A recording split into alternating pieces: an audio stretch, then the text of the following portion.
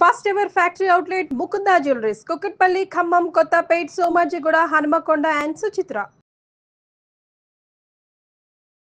నమస్తే రమ్మగారు. నమస్తే రమ్మగారు, తల్లిదండ్రులు చేసే దాన ధర్మాలు, మంచి చెడులు, కర్మ, వీటికి సంబంధించి పిల్లలకి వస్తాయి అంటాం. మనం చూడండి, ఏ తప్పు చేసినా అమ్మో ఆ ఉసురు మా పిల్లలకు తగులుతుంది, లేకపోతే ఆ మంచి నా పిల్లలకు వస్తుంది, ఇట్లా మాట్లాడుకుంటాం కదండి. ఇది తల్లిదండ్రుల వరకు. అయితే తాతలు, ముత్తాతలు వారివి కూడా పిల్లల దాకా వస్తాయా రమ్మగారు? వర్తిస్తాయా? కానీ ఇది నా ప్రశ్న కాదు, నిజంగా కామెంట్లో వచ్చిన క్వశ్చన్ అండి. ఇప్పుడు నమ్ముతున్నావా? నమ్మాలి రమ్మగారు, నమ్మాల్సిందే. ఖచ్చితంగా దేవుడు ఉన్నాడంటే నమ్ముతున్నాం కదా. తాత బొచ్చే తరతరాలు అంటారు, అంతే కదా. అంతే. జీన్స్ జయ ఇంచుమించు 7 తరాల వరకు ఉంటాయి. మనకు చిన్నప్పుడు నీకు గుర్తుందా? ఇప్పుడు మనం మానేసాం. అటేడు తరాలు ఇటేడు తరాలు చూడాలి పెళ్ళికంట. ఖచ్చితంగా కదా. అవును. తండ్రి వైపు తల్లి వైపు కూడా చూడాలి.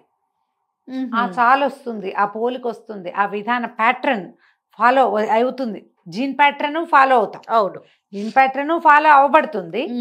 ఈ కర్మలు, వివాహేతర సంబంధాలని కానీ, ఏవైనా వ్యసన పరత్వం అని కానీ, లేకపోతే ఇతరులని మోసం చేయటము, దొంగతనం లాంటి హ్యాబిట్స్ ఫ్యామిలీస్లో, లేకపోతే ఇంటర్కాస్ట్ మ్యారేజెస్, ఇప్పుడు కొంచెం అది సహజం అయిపోయింది అనుకో. ఇదివరకటి కాలంలో వీళ్ళ మేనత్త సరైంది కాదు, లేదా వీళ్ళ అమ్మ వాళ్ళ మేనత్త, వీళ్ళ నాన్న వాళ్ళ మేనత్త అని కూడా మానుకునేవాళ్ళు పెళ్ళిళ్ళు. అవును.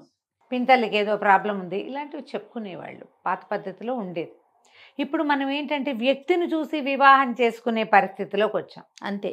వ్యక్తుల్ని చూసే వ్యాపార సంబంధాలు నెరవేరుస్తాం మనం. వ్యక్తులే తప్ప వాడి పూర్వపు వ్యవహారం అసలు యాక్చువల్గా వాడి గతం కూడా మనకు అక్కర్లా ఈ కాలానికి. అవును. వాడి ప్రీవియస్ లైఫ్ తోటి మనం ఏం చేసుకుంటాం? వీడు కదా మనకు కావాలి, ఇలా అనుకుంటామా? కానీ వాడి తాలూకు పూర్వము ఖచ్చితంగా, వాడి తాలూకు ఏమన్నా గతం ప్రభావాన్ని చూపిస్తుంది జనరల్గా. ఇప్పుడు ప్రతివాడి గతము వాడితో ఉన్నట్టే. గతం అంటే వీడు ఒకడే కాదు, వీడి నాన్న అమ్మ, వీడి తాతమ్మ అమ్మ కూడా ఉంటారు ఆ గతంలో. ఉంటారు. దాన్ని మనం తీయలేకపోతాం. జీన్ సైకిల్ని తీయలేనట్టుగానే కార్మిక్ సైకిల్ని కూడా తప్పించుకోలేము. తాతల ముత్తాతల నాడు సర్పదోషాలు, పితృదోషాలు ఉంటే ఫ్యామిలీలో అవి కంటిన్యూ అవుతాయి. సర్పశాపం, బ్రాహ్మణ శాపం, స్త్రీ శాపం ఇలాంటివి చెప్పబడతాయి జాతకాల్లో. సర్పశాపం అంటే కుమారులు గల ఓన్లీ మగపిల్లలే పుడతారు, ఆ పిల్లలు పుట్టడానికి శ్రమ అవుతుంది, కష్టపడతారు, అలాంటివి చెప్తారు. బ్రాహ్మణ శాపం ఉంటే జాతకాల్లో, అంటే ముందు తరాల్లో, జాతకం అనకూడదు, ముందు తరాల్లో ఉంటే గనక వీళ్ళు అవమానపడతారు తరచుగా ఈ ఫ్యామిలీస్లో. ఇలా మనం ఎప్పుడైనా తెలుసుకుని మీకు ఫ్యామిలీకి ఇలాంటిది ఉంది అంటే దానికి ప్రతిక్రియ చేసుకోవచ్చు. అవును. కానీ మనకు అవన్నీ తెలుస్తాయా? బర్త్ టైములు సరిగ్గా తెలియవు.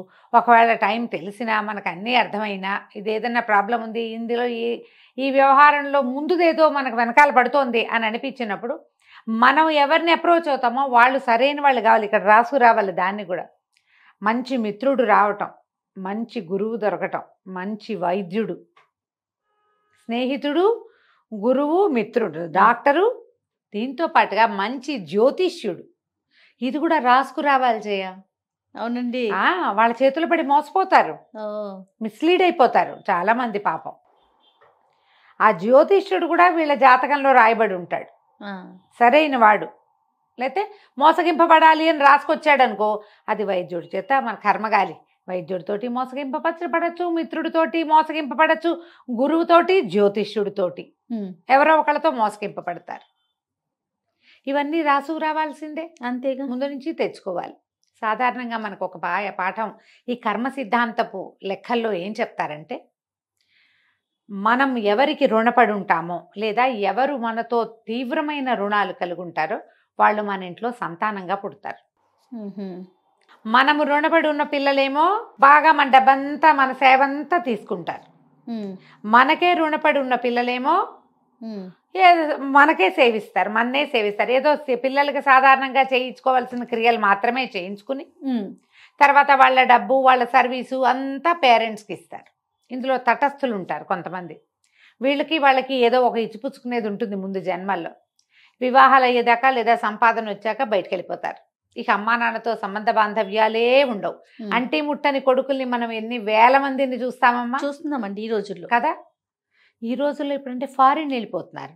పాత రోజుల్లో కూడా ఉండేవాళ్ళ, మా అత్తారిళ్ళకి వెళ్ళిపోయేవాళ్ళు, వేరే ఊళ్ళకి వెళ్ళిపోయేవాళ్ళు, ఊళ్ళోనే ఉండి అస్సలు మొహాలు చూసుకోకుండా నాన్న చచ్చిపోయినప్పుడు తలకొరివి పెట్టడానికి మాత్రమే వచ్చేవాళ్ళు, తలకొరివి కూడా రాని వాళ్ళు ఇదివరకు కూడా ఉన్నారమ్మా. ఇప్పుడు కాలం చెడిపోయిందని అనుకోకూడదు. ఈ చెడిపోయిన కాలం ఏనాడు ఉంది. ఉమ్. ఇవన్నీ మన కర్మబంధాల వల్లే ఇవి అవుతాయి. ఇప్పుడు మన ప్రధాన ప్రశ్న, ఉమ్. తాతల కర్మలు మన వాళ్ళకి వస్తాయా? ఖచ్చితంగా వస్తాయి. తాతలు చేసిన పాపాలు మన వాళ్ళ వెంట పడతాయి, ఆ కుటుంబం వెంట పడతాయి. మరి మనవడు కుటుంబంలో భాగం కాబట్టి వాళ్ళు అనుభవించాల్సి వస్తుంది. అంతేగా. తాతలకి ఇతరత్రా సంబంధ బాంధవ్యాలుండి స్త్రీని ఇంట్లో ఆడవాళ్ళని ఏడిపించిన, లేదా బయట ఆడవాళ్ళని ఏడిపించుకుని తిన్నా, ఏవైనా భ్రూణహత్యలు లాంటివి, శిశుహత్యలు లాంటివి, అలాంటి వాటికి పాల్పడితే అవన్నీ కూడా వీళ్ళ తర్వాత తరాల్లో శాపాలుగా పరిణమిస్తాయి. ఉమ్. మనం అన్నీ బాగుంటాయి, కొన్ని కుటుంబాలు చూస్తాం వాళ్ళ ఇంట్లో పిల్లలు కలగరు, అవును. పుట్టిన పిల్లలు జబ్బుగా నాదారిగా ఉంటారు. ఏం చేసినా డబ్బులుంటాయి, డబ్బు ఉంది, అన్నీ ఉన్నాయి, పిల్లడు సరిగా లేడు, ఉమ్. ఏం ప్రయోజనం అమ్మా? అది పాపం వీళ్ళ పూర్వకరమైన అయి ఉండొచ్చు, పితరుల పూర్వకరమైన అయి ఉండొచ్చు. ఓ. జనరల్గా వీటిని తప్పించుకోవటం ఎట్లా అని వెంటనే ఒక ప్రశ్న స్పీడ్గా వస్తుంది, అవును. ఎలాగ వీటిని తప్పించుకోవటం?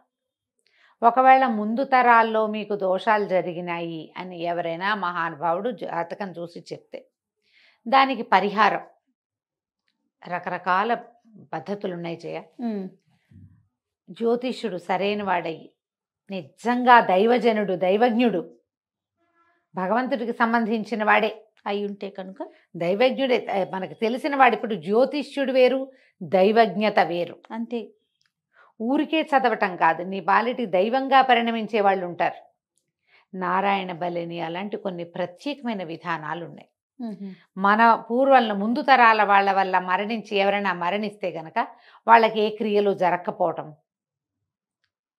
లేదా వాళ్ళు ఎక్కడో అలో లక్షణాన్ని వాళ్ళ కుటుంబాలు ఏడుస్తూ ఉండటం, అలాంటప్పుడు వాళ్ళ పేరు చెప్పి మనం నారాయణ బలి ఇలాంటివి జరిపించవచ్చు. కొన్ని క్రియలు ఉన్నాయి. ఉహు. ఇప్పుడు కూడా మనం కొంతమంది పెద్దవాళ్ళని చూస్తున్నాం, ఉమ్. ఏంటి మన దగ్గర పితృదోష నివారణార్థం పూజలు చేస్తాము అని. ఈ పితృదోషాలలో ఇవి కూడా ఉంటాయి. ఓకే. ఒకటి పితరులకి నీళ్ళు ఇవ్వకపోవటమే కాదు, మనం తాత తండ్రులకి ఏమంటారు నివాపాంజలి అంటారు, ఏమన్నాళ్ళు మనం ఈ తిలలు నువ్వులో తలటము, తలకొరువులు సరిగబెట్టము, సక్రమమైన కర్మాంతరాలు జరగకపోవటం, దాంతోపాటుగా పితరుల వల్ల జరిగిన దోషాలు, ఉహు. వాటికి కూడా తప్పనిసరిగా క్రియలు జరుగుతాయి. ఓకే. దీన్ని మన వాళ్ళు మామూలు పద్ధతిలో 2 విధానాలు చెప్తారు జయ, ఎవరైనా చేసుకునేది. ఇప్పుడు నారాయణ బలి చేయాలి, అక్కడెక్కడికో వెళ్ళాలి, అదేదో ఊరు వెళ్ళాలి, ఎవరికి వీళ్ళ వల్ల ద్రోహం జరిగిందో వాళ్ళెవరో మనకు తెలియదు, అప్పుడు ఎట్లా? అప్పుడేం చేయాలి? అసలు జరిగిందో లేదు, మనం ఇక్కడ ఏదైనా చేసామనుకో, ఏదో జరిగిందని ఊహించి వారా ఆసెమ్మ ఓసెమ్మ చెప్పారని చేయించామనుకో, అదేమైనా మనకు కొట్టేస్తే అదొక భయం ఉంటుంది. అవును కదా. ఏది కొట్టేయకుండా, మనకి ఏది రాకుండా, ఎవరైనా సాధారణంగా సింపుల్గా మామూలుగా చేసుకోగలిగే 2 విధానాలు ఉన్నాయి. ఇది పెద్దవాళ్ళందరూ చెప్తారు, అందరూ. ఒకటి నామ సంకీర్తన, రెండోది అన్నదానం. ఈ 2 పూర్వం నుంచి ముందు నుంచి సంక్రమించిన పాపాలని పోగొడతాయి. ఓ. మనకు అసలు మామూలుగానే కలువు నామ సంకీర్తనం అని చెప్తారా జయ. ఈ సంకీర్తన అంటే నువ్వు లోపల కాదు, పైకి పైకి. దానివల్ల ఏమవుతుంది, మన వాతావరణం శుభ్రపడుతుంది. మనతో ఉన్న వాళ్ళు, ఇప్పుడు నువ్వు పైకి నేను రామకృష్ణ కృష్ణ 4 సార్లు అన్నాను అనుకో, నువ్వు కూడా నాతో కృష్ణ అంటావు.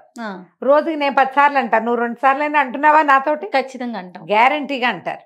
ఇప్పుడు నేను ఏదో పాట పాడతాను, ఒక 5-6 సార్లు పాడతా, ఓసారైనా నువ్వో సాయో ఎవరో ఒకళ్ళు ఏదో ఒక్క పదమైనా పడుతుందా? మీరు ఇంటికి వెళ్ళాక ఆ పదం అనుకుంటారా అనుకోరా?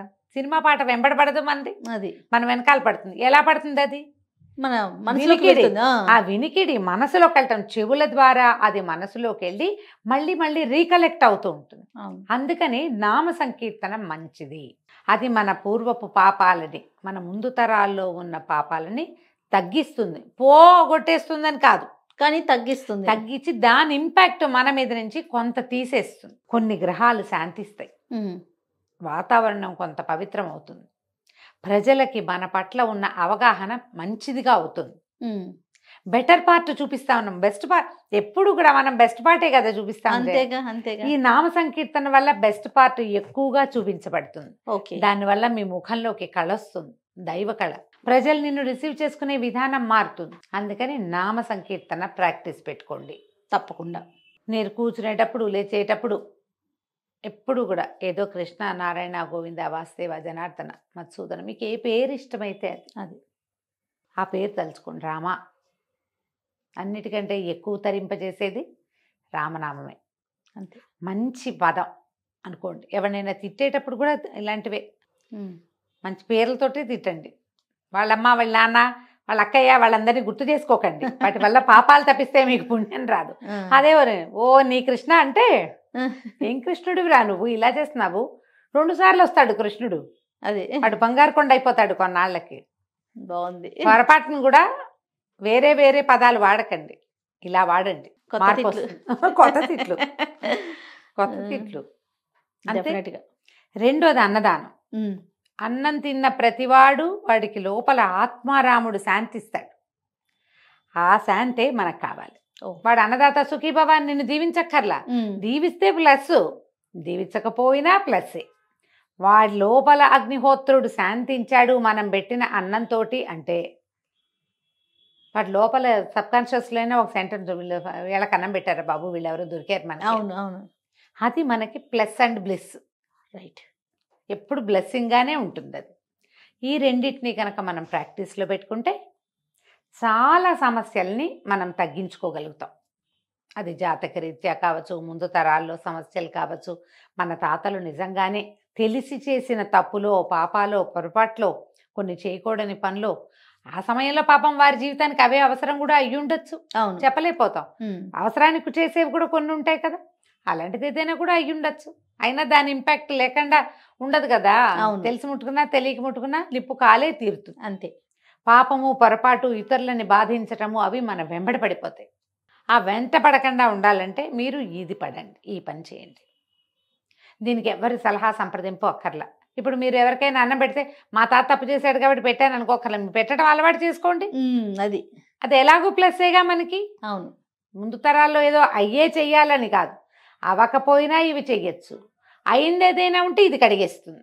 తప్పకుండా. కరెక్ట్గా అర్థమైంది కదా నేను చెప్పిన 100% అండి. మీకు తెలిసినా తెలియకపోయినా ఈ 2 ప్రాక్టీస్లు కనుక పెట్టుకుంటే అన్ని విధాలా మంచిది.